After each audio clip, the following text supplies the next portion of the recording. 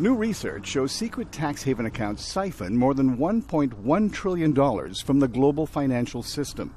Emerging countries where efforts to eradicate poverty rely on billions in tax revenue and international aid are often the biggest losers.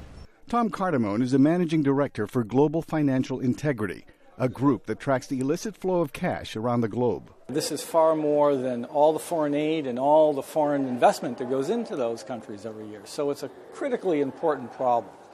Wikipedia lists 82 countries considered to be tax havens, from Switzerland to Panama and many Caribbean countries.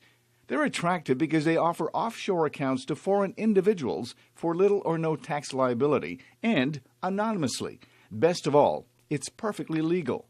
Once you hide who actually owns a company or controls a bank account, that's when real problems can happen.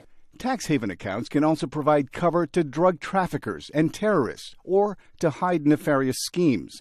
One company uncovered by the ICIJ was a shell corporation, a legal business entity created to conduct anonymous business deals.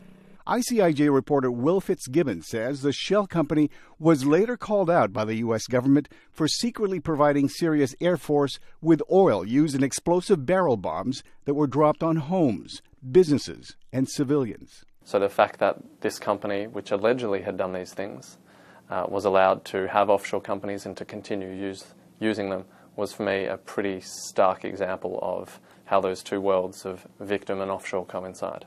The practice of hiding wealth through anonymous accounts is more widespread than you might think. In the U.S., 2 states, Nevada and Delaware, are home to the largest number of anonymous shell corporations in the country. The U.S. is the second largest jurisdiction where these things take place. 1 million or so more companies, private, secret companies, are established in the U.S. every year. It's a critical problem, not just in developing countries, but in the U.S. as well.